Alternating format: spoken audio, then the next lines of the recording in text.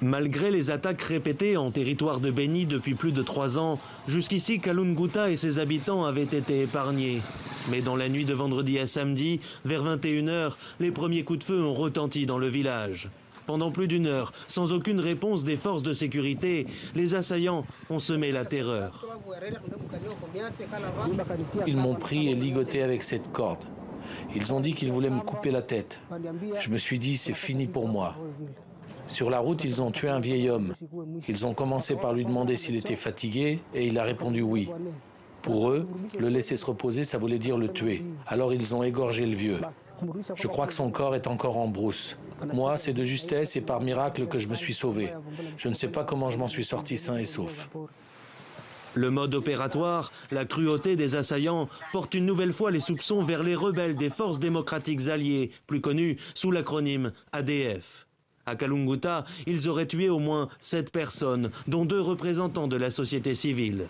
Et après les meurtres et les pillages, les assaillants ont incendié plusieurs maisons et véhicules.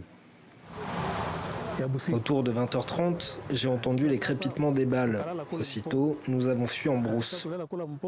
Le matin, quand nous sommes revenus pour nous enquérir de ce qui s'était réellement passé, nous avons retrouvé notre maison incendiée, avec toutes nos marchandises, café, cacao et haricots.